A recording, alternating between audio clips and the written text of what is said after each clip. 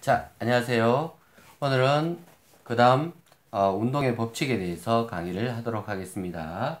자, 운동의 법칙 같은 경우는 운동 그러면 이제 힘 파트, 운동 파트 딱 생각나는 사람이 뉴턴이죠. 그래서 뉴턴의 제1, 2, 3법칙에 대해서 자세히 설명해 보도록 하겠습니다. 뉴턴의 1법칙, 2법칙, 3법칙이 있습니다. 그럼 뉴턴은 힘의 법칙이라 그래서 힘에 대해서 자세히 말을 잘 했던 사람이죠. 그죠? 그래서 뉴턴의 제1법칙을 보게 되면 힘의 크기가 0입니다. 다른 말로 관성의 법칙이라 그래요. 관성의 법칙은 특징이 방금 힘의 크기가 얼마나 그랬어요? 0이라 그랬죠. 그러니까 아무런 힘을 주지 않을 때는 정지해 있는 물체는 계속 정지해 있고, 그리고 이미 운동을 시작한 물체는 무슨 운동을 한다? 등속 직선 운동을 하게 되는 겁니다. 그죠? 자, 시작하기 바쁘게 하품을 하시기 시작했습니다. 그죠? 좋은 현상이에요. 그죠? 살아있고 건강하다는 증거입니다. 자, 그 다음, 이 법칙은 다른 말로 가속도의 법칙이라 그러는데, 이거는 힘이 있어야 돼요. F는 이꼬르 ma. 힘이 있어야 가속도가 존재하겠죠. 이게 이 법칙입니다. 그리고 3법칙은 힘은 세상의 모든 힘은 자기 짝이 있어요. 그걸 짝힘이라 그러는데 작용, 반작용의 법칙이라고 얘기합니다. 어떤 힘이 작용을 하게 되면 반드시 그에 대한 반작용 힘이 존재한다라는 것을 알 수 있습니다. 그래서 힘에 관련되는 세 가지 내용을 이야기한 과학자가 바로 뉴턴 되겠습니다. 그래서 뉴턴의 1법칙, 2법칙, 3법칙 내용이 나옵니다. 그럼 첫 번째 뉴턴의 1법칙 관성의 법칙에 대해서 얘기해 보도록 하겠습니다. 그래서 관성에는 두 가지 관성이 있어요. 정지 관성이 있고 그리고 운동 관성이라는 것이 있습니다. 정지 관성이라는 것은 정지해 있는 물체는 계속 정지해 있으려는 관성이 있죠. 그러면 가벼운 물체와 무거운 물체 중에서 정지 관성은 누가 클까요? 당연히 무거운 물체가 크죠. 그래서 왜 자동차도 달리다 보게 되면 섰다가 다시 출발할 때 보면 가벼운 차는 빨리 출발할 수 있지만 무거운 차는 출발하는데 굉장히 시간이 더디죠. 그래서 대형 트럭이나 특히 기차가 잘 세우지 않고 다른 차가 서야 되는 이유가 바로 관성 때문입니다. 왜냐하면 기차는 이미 운동 관성을 가지고 움직이기 시작했죠.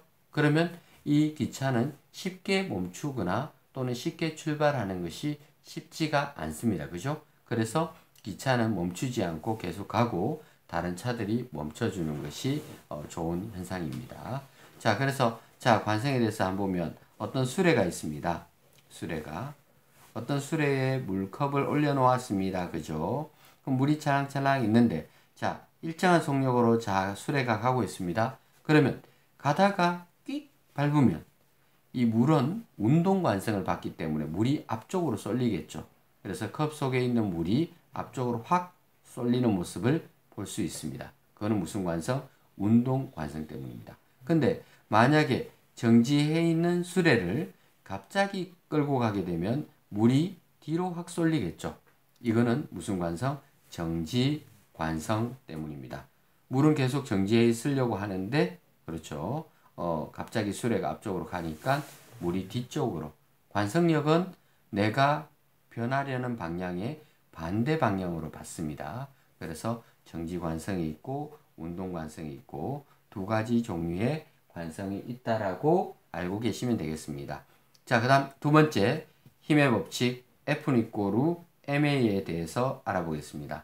F는 이꼬르 ma 같은 경우는 힘이 있으면 뭐가 있다? 가속도가 있다라는 뜻입니다. 그렇죠?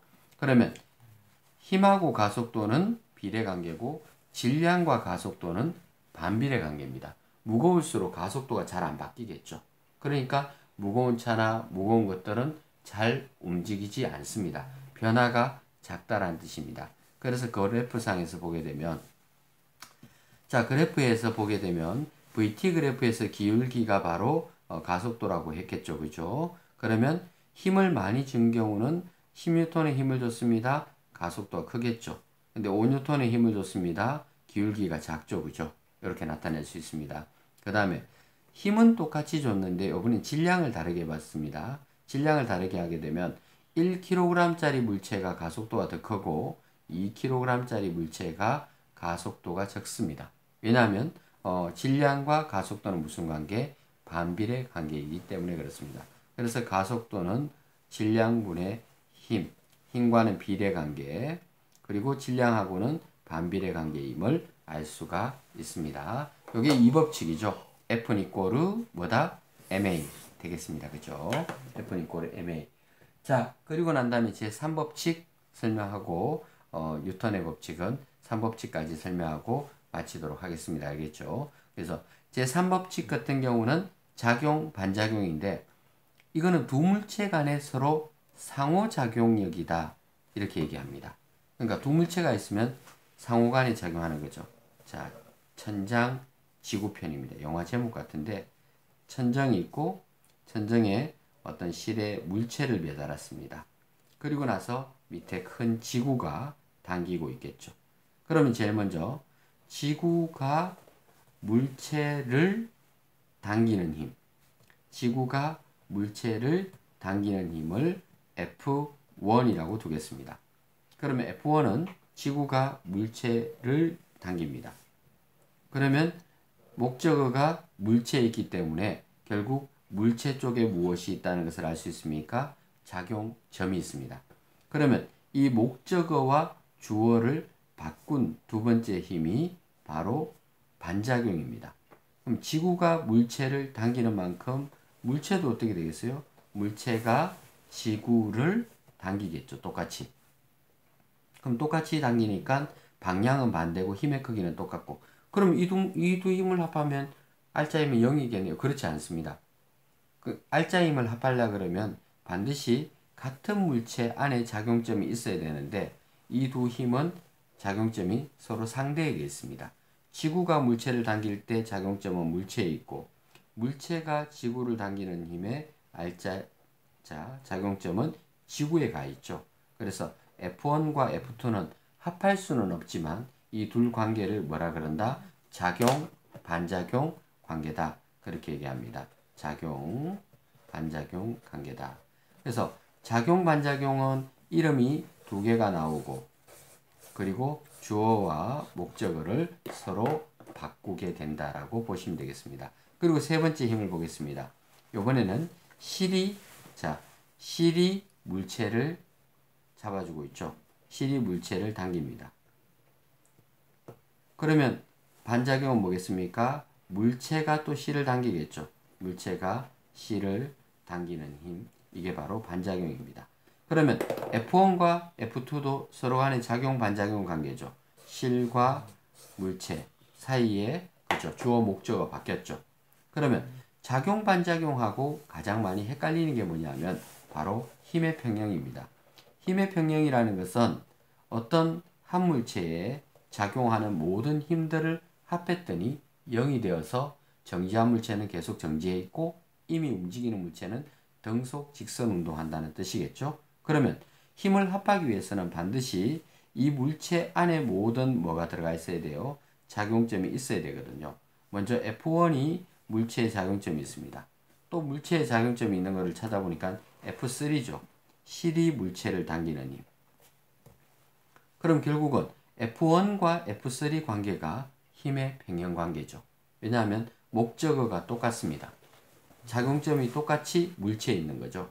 그래서 작용점이 똑같이 물체에 있고 힘의 크기는 같고 방향은 반대고 합해보니까 알짜힘이 0되고 그래서 이 물체가 계속 정지 상태로 존재할 수 있다는 뜻입니다. 그래서 힘의 평형과 작용 반작용을 보게 되면 항상 헷갈려요. 그래서 선생님은 기준을 잡기를 작용 반작용은 항상 이름이 두 개밖에 안 나온다. 힘의 평형 이름이 세 개가 나온다. 왜 세 개가 되느냐면 물체를 중심으로 실이 당기고 지구가 당기고 그러면 실이라는 이름, 물체라는 이름, 지구라는 이름 해서 세 가지가 나오죠. 근데 작용 반작용은 지구 물체, 물체 지구 이름 딱 두 개밖에 안 나오거든요. 아니면 실 물체, 물체 실 그러니까 실과 물체 딱 이름이 두 개밖에 안 나오죠. 그죠? 그래서 작용 반작용과 힘의 평형 원리가 헷갈릴 때마다 개수가 다르다는 거 잘 생각해서 풀어주시면 되겠습니다. 그래서 힘 파트는 뉴턴이 가장 유명하죠. 그래서 힘의 법칙에는 관성의 법칙, 알자 힘이 0, 가속도의 법칙은 F는 이꼴 ma, 그 다음 작용 반작용의 법칙은 이 세상 모든 힘들이 짝이 있다라는 것을 나타내는 그런 힘의 법칙이 되겠습니다. 그럼 이번 시간에는 여기까지 하도록 하겠습니다.